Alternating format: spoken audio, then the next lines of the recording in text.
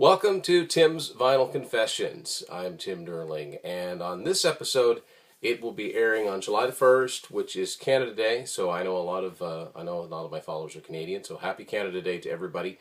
And so I thought I got to do a Canadian band, and what band am I going to do? I mean, there's so many great ones to choose from. I thought I'd shed a little light on a band that still to this day doesn't get the due that they should. And I did an earlier episode and then one of my first. I thought I'd go through my complete collection in whatever formats I've got. And that band is Coney Hatch. And Coney Hatch put out 3 albums between 82 and 85. Then they split up and they've done reunion shows sporadically. They put a best of out in 1992. And after a long stretch came back in 2013 with a new album. And since then, they had 2 singers, Carl Dixon and Andy Curran, and Carl has done a lot of solo work, and lately he's been concentrating more on his solo work. So I got a lot of stuff to show you. I've even got a book to show you here. So this is my Coney Hatch collection on this Canada Day edition of Tim's Vinyl Confessions. This is the first Coney Hatch album. Most of what I've got here are Canadian editions. And Coney Hatch, like Rush, like Max Webster, were signed to Anthem Records in Canada and Mercury in the US and most of the world. And speaking of Max Webster, this first album was actually produced by Kim Mitchell. I love this album cover. I'm not sure what on earth it's supposed to be, but I like it. This is a Canadian Columbia House version of the first Coney Hatch album. Hey Operator was a top 20 single in Canada off of this and remains Coney Hatch's best-known song. I don't know if this originally came with a lyric sleeve. I've never seen one on any of the copies I've come across, but this is what the album looked like on the Anthem label that would have been typical of the time, blue label, and the way that Anthem is written. And this is the CD version I've got, which actually didn't come out until 1996, that Anthem put out a CD version of it. You'll see right away that there's some scrawling on here. That's Carl Dixon's signature. I had the pleasure of seeing Carl in concert in 2005. Nice guy, super nice guy. Did a meet and greet afterwards, and got this. I've got a few things signed, as you'll see. So this is the 1996 Anthem edition, which contained an extra song, Dreamland.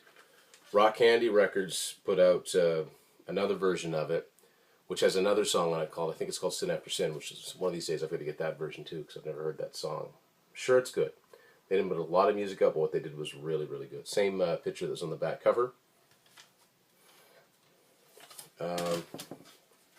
And I'm thinking there must have been a lyric sheet with the record, because everything's printed on here the way it originally was printed on the back cover. So I'm probably missing a version of their first album. Something I'd like to find is a version of at least one of their albums on Mercury, because you don't see very many U.S. versions of Coney Hatch albums. Second one, 1983, Out of Hand. 2 words, Out of Hand. This again is a Canadian edition on Anthem Records. This one is not a Columbia House issue. And this has an inner sleeve with lyrics, credits, and photo of the group. And the same Anthem logo. This album was really hard to find on CD. In fact, it was never released on CD until Rock Candy Records put it out. And 2006, so it was a long wait for this one. So I do have the Rock Candy version of Out of Hand, so I think it's all there is. So in addition to the original 9 songs that are on it, there's 3 bonus tracks, which are all quite good. One of them's a demo. Good, always good write-ups inside the Rock Candy albums. Just a few like press clippings on the inner sleeve of the CD tray. And all of the original credits are reprinted, along with a lengthy write-up from Andy Curran about the making of this album.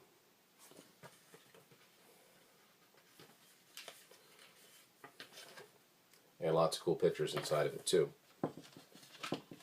The third Coney Hatch album came out in 1985. It's called Friction. Again, this is on Anthem Records, Canadian version.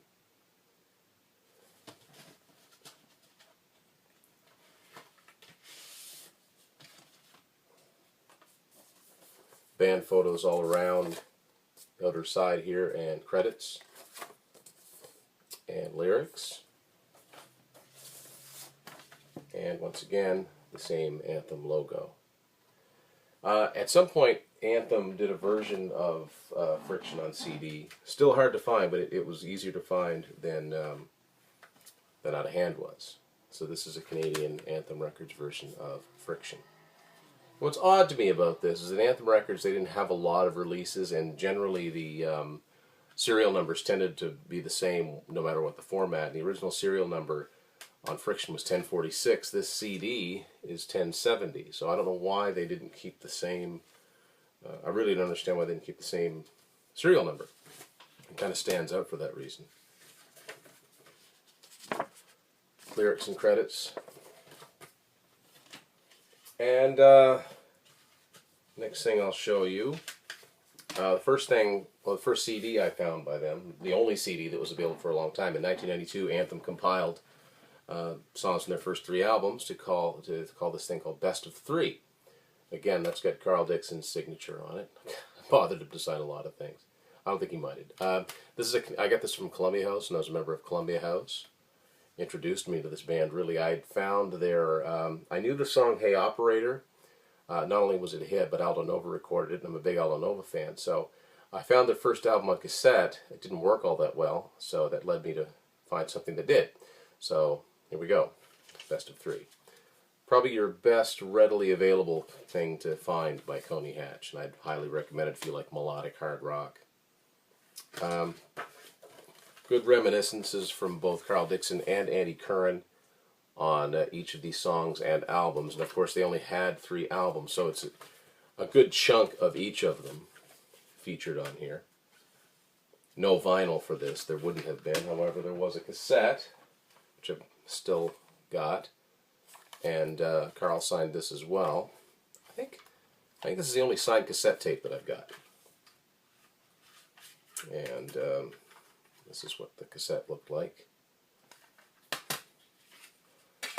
Now, it's got the same write-up that was inside the CD.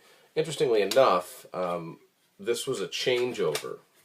What I mean by that is if you hold up the credits to this, this is when Anthem Records was distributed by Sony Music in Canada.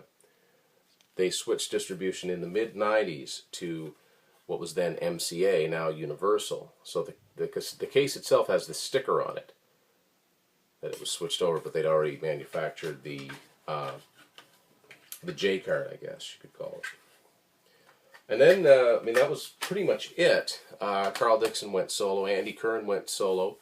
I think Andy only did 1 solo album, and he actually ended up working for Anthem Records, working for Rush. So that Anthem Records connection stayed very, very strong. Carl went on to do some solo albums. He was in April Wine for a brief period of time in the early 2000s. Unfortunately, I've seen April Wine 5 times, starting in 1994 through 2008, but I never caught a show with Carl. But that's okay, because I saw Carl on his own. Just him and an acoustic guitar, and then he came out with a bass player and a drummer. Still got his vocal chops. Now, 2008, Carl was involved in a horrific car accident. I mean, the guy was lucky to be alive. And a couple years ago, he put out his autobiography, which I said I don't know much about, the history of Coney Hatch anyway. So I wanted to read more. So I got this book, Strange Way to Live. Good read. Good way to look at it's a good look into the Canadian rock scene, which is it's not that different from anywhere else, but it's been said, just because you had a gold record doesn't mean that you're set for life by any means. So this details everything about Coney Hatch, about them getting signed, and getting back together. Let's see if I can find it here. Also, he was in the Guess Who around the time that he had his accident. So spent time in 2 very big Canadian bands. And hopefully I don't have to flip through this for too long, but yeah, okay. That's what Carl's car looked like when it got hit. Basically, he was in Australia at the time, and he just plain out, he said this in an interview with Eddie Trunk, he forgot to drive on the other side of the road. It was a head-on collision. The guy's lucky to be alive. One of the things that came out of that, while he was literally in a coma, Andy Curran said, "We got to make another Hatch record, man. You got to come out of this." That's the story. And that is why in 2013, finally, I never thought we'd ever see a fourth Coney Hatch album, but it finally came out on Frontiers Records, and it's just simply called 4.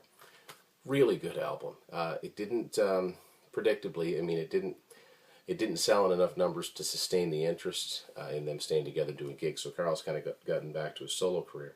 But I still recommend this a lot. I wish it had come out on vinyl, so I could have all their studio albums on vinyl. I remember at the time, in all joking aside, I commented on their Facebook, you know, the fourth album, and the first one since 1985, I said, "You guys make Boston look like workaholics." And I said, "Just kidding. So glad to have you guys back." And it is the original 4, too. I mentioned Eddie Trunk very briefly. He's always been a supporter of this group, which is good to have somebody in the States, such a high-profile guy, being a supporter. And Eddie actually wrote the liner notes at the beginning of this, which is very cool. So as I said, Carl's done a lot of solo work. I don't have, very rarely do I follow solo projects of bands that I like. I'm weird that way. But I do have one of the solo albums that I bought when I saw him in concert, and I got it signed as well. This came out in 2002, and it's called Into the Future. So this has been released under different, with a slightly different cover as well. It's pretty good. It's interesting. He does a song on here called Little Bit of Love, which was originally done, I believe that's a free song, that Def Leppard also do on their Yeah album, the one that they did all the covers on. And keeping with the April Wine tie-in, Brian Greenway actually does lead guitar on one of the songs in here, Back to Where We Started. So, again, melodic, heavy rock. They can be heavy at times, never metal, but really hard rock. And Carl's voice always reminded me a little bit of more of a harder rocking Lou Gramm, maybe some Paul Rodgers. Guy's got a great, fantastic voice, and he's still got his vocal chops. So I'd recommend if you're into like melodic hard rock, 80s stuff, and you're looking for something new to check out, I would highly recommend checking out Coney Hatch. So that's the Canadian band I decided to spotlight on this Canada Day. So thanks for watching Tim's Vinyl Confessions.